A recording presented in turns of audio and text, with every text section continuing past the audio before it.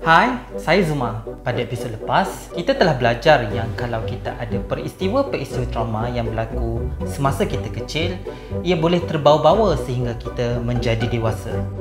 Seperti watak Joker dalam cerita Batman yang melalui penderaan dan peristiwa trauma ketika dia kecil. Kalau anda nak tahu mengenai child trauma Joker, Akif ada ulas pada episod sebelum ini. Anda boleh tonton di link di bawah.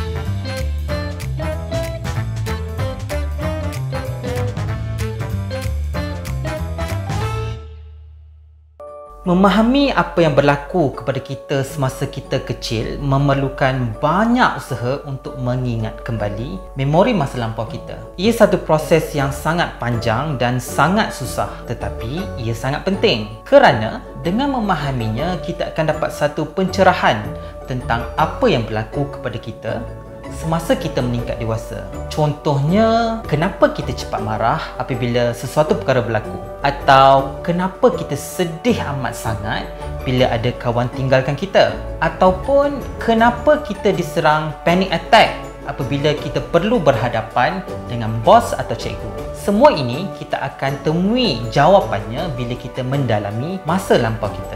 Dan tiada cara yang lebih berkesan sebenarnya selain dari kita kena banyak bercerita dan banyak meluahkannya.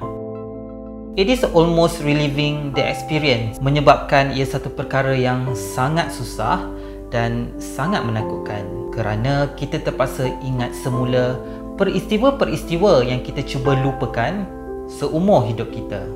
Saat-saat gelap dari masa lampau kita. Tetapi kita kena perlu lakukan juga kerana dengan meluahkan, inilah cara untuk kita berdamai dan mencari jalan penyelesaian untuk keluar dari masalah ini, untuk memahami dan mengiktiraf bagaimana peristiwa tersebut memberi kesan kepada emosi kita, hidup kita dan cara fikir kita sekarang. Analogi dia seolah-olah beginilah. Kita masuk dalam satu bilik yang sangat semak dan kita nak cari kunci nak keluar bilik ataupun kunci kereta. Selagi kita tak kemas, selagi kita tak organize bilik kita susah nak cari kunci. Okay? Begitu juga pemikiran kita. Dia banyak sangat keserabutan dan kita tak dapat organize kita punya pemikiran. Kita sukar nak mencari solution ataupun step way forward. Okay? Ini Akif, seorang ahli psikologi dan penulis kepada buku kekok terbitan Iman Publication. Beliau akan membantu kita untuk memahami mengenai isu ini. Kita perlu acknowledging bahawa how we feel during that moment. Budaya kita jarang iktiraf perasaan. Nama dia adalah emotional literacy. Kalau macam dekat barat kan, budak-budak kecil-kecil punya, I'm upset mommy, I'm so upset when you say that. Budak-budak kita jarang cakap macam ni. Kita tak biasa meluah dan menamakan what we feel. Mungkin culture, mungkin juga banyak perkataan-perkataan bahasa Melayu yang kita jarang guna, terlalu formal. Saya cemburu lah. Kita tak cakap sangat kan perkataan-perkataan yang jarang kita guna kan. So bila kita tidak menamakan emosi, dia biasanya kita tak dapat nak betul-betul iktiraf how we actually feel. Sebab there's one very interesting research yang mendapati kanak-kanak yang lebih bijak menamakan emosi, dia tahu distinguish between each emotions. Maksudnya disappointed, angry, frustrated, jealous. Semua tu lain. Tapi kalau kita tak pandai the distinction, kita akan rasa semua tu marah, semua tu mungkin sedih. Tetapi sebenarnya kita jealous, sebenarnya kita kecewa. So lagi bijak seorang tu distinguish between emotions, lagi dia protected daripada mental health issues, mood problems, depression ke anxiety bila dia dah dewasa. So ini menunjukkan pentingnya untuk kita iktiraf what we feel. Maksudnya di sini, kita memang tak boleh pandang ringan terhadap pembesaran seorang kanak-kanak itu. Mungkin ada benda yang terjadi pada kita tak ada apa-apa, tetapi pada kanak-kanak itu sangat mengganggu pembesarannya. Dan kita boleh rawat dan kawal keadaan ini kalau kita boleh detect kesan peristiwa yang berlaku semasa kecil kepada kanak-kanak seawal yang mungkin. Inilah sebab pentingnya untuk memahami kepentingan meluahkan apa yang kita rasa. Apabila seseorang kanak-kanak itu faham untuk bercerita apa yang dia rasa, mengiktiraf emosi dan perasaannya, dia akan membesar menjadi seorang dewasa yang sensitif dan empati terhadap diri sendiri dan juga kepada orang lain. Tapi, apakah yang akan berlaku kalau kanak-kanak itu memendam perasaannya?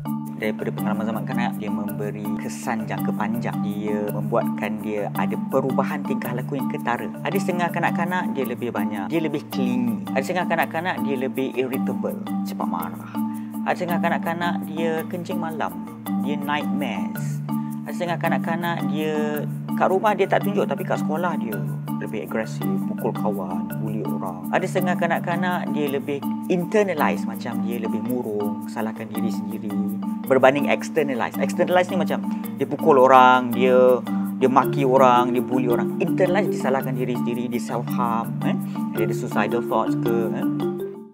Apabila seorang kanak-kanak yang masih kecil melalui peristiwa yang tidak menyenangkan, dia tidak mampu untuk make sense apa yang berlaku pada dirinya sendiri.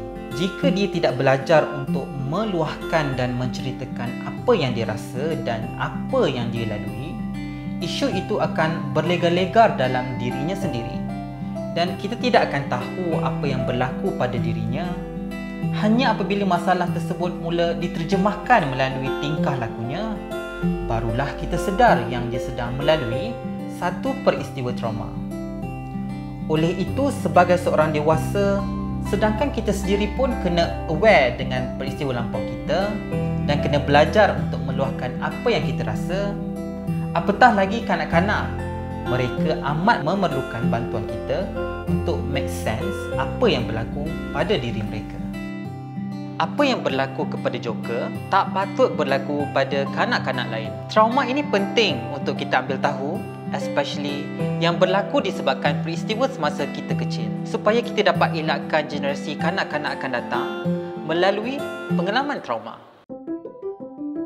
Kita tak nak normalisasikan benda yang salah. Kita tak nak normalisasikan gaya keibu-bapaan yang mendera anak. Kita tak nak normalisasikan bully di sekolah, bully di tempat kerja. Kita nak acknowledge bahawa apa yang salah adalah salah dan apa yang betul adalah betul.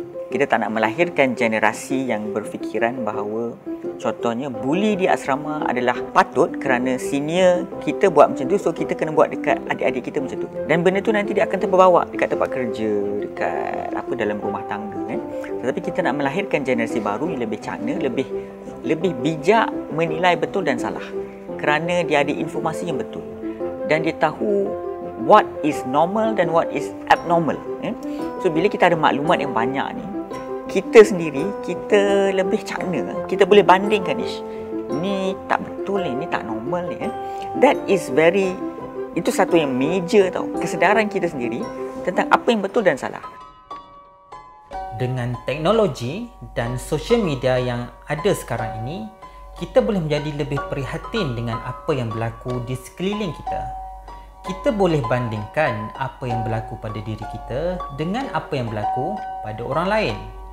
Dan banyak kajian-kajian yang kita boleh baca untuk membantu make sense apa yang berlaku.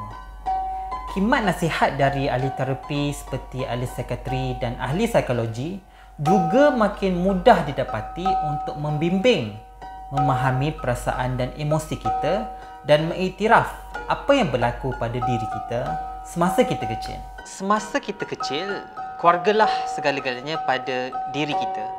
Itulah dunia kita. Keluarga sepatutnya menjadi tempat kita rasa selamat, kita rasa happy, kita boleh jadi diri sendiri. Tiada kanak-kanak patut melalui apa yang Joker lalui. Kalaupun kita mempunyai pengalaman trauma semasa kecil, kita tak boleh biarkan ia define diri kita. We are not our past. Terutama apabila kita tidak mempunyai kawalan terhadapnya. Kerana ketika itu, kita hanyalah seorang kanak-kanak.